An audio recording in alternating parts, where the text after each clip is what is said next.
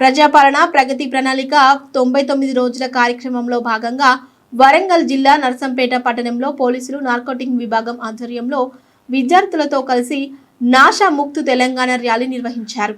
ఈ ర్యాలీ నర్సంపేట అంగడి సెంటర్ నుంచి అంబేద్కర్ కూడలి కొనసాగించి అనంతరం మానవహారం నిర్వహించారు। ఈ సందర్భంగా డపోడిల్స్ ఉన్నత పాఠశాలలో మాదక ద్రవ్యాలు వాడడం వల్ల జరిగే పరిణామాలపై విద్యార్థులకు అవగాహన కల్పించారు। ఈ కార్యక్రమానికి legal force Telangana director DSP Saidulu, municipal chairperson Pendem Lakshmi రామనందులు ముఖ్య అతిథులుగా హాజరై మాట్లాడారు। ఇదే దానికి యాంటీ నార్కోటిక్ బ్యూరో అనేది ఇంతకుముందు ఉండేది మనకు, దాన్ని ఆ పేరు మార్చుతూ గౌరవ సీఎం గారు ఈ లీగల్ ఫోర్స్గా నామకరణం చేయడం జరిగింది। ఇందులో భాగంగా ఈ 99 రోజుల ప్రజాపాలన ప్రగతి ప్రణాళికలో భాగంగా ఈరోజు పిల్లలని రక్షిద్దాం, డ్రగ్స్కు అడ్డుకంటే వేస్తామనే నినాదంతోనే మీ ముందుకు మా డైరెక్టర్ సందీప్ చాండల్ గారి ఆధ్వర్యంలో ప్రభుత్వం యొక్క అనుమతితోనే మేము ముందుకు రావడం జరిగింది। ఈ యొక్క ప్రోగ్రాం మన రాష్ట్రంలో ఉన్నటువంటి 33 జిల్లాలలో కూడా ప్రతి మండలంలో నిర్వహించడం జరుగుతుంది।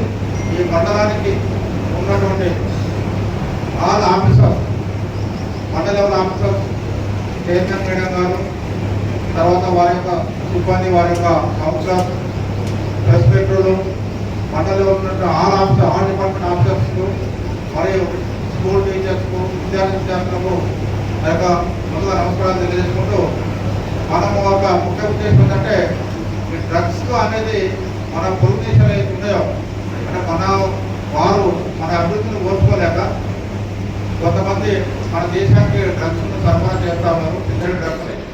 ఈ సింథటిక్ డ్రగ్స్ అనేది మన దేశంలోకి ఎక్కువ భాగం డ్రోన్స్ ద్వారా, ఫ్లైట్స్ ద్వారా, తర్వాత సముద్ర మార్గం ద్వారా సింథటిక్ డ్రగ్స్ వస్తున్నాయి। మన దేశంలో మనకు అనాదిగా వినిపిస్తున్నటువంటి పేరు ఏంటంటే గాంజా। ఈ గాంజా అనేది ఎక్కువ విరివిగా మన దగ్గరికి సరఫరా ఆంధ్రవర్ష పాట నుండి సరఫరా అవుతుంది।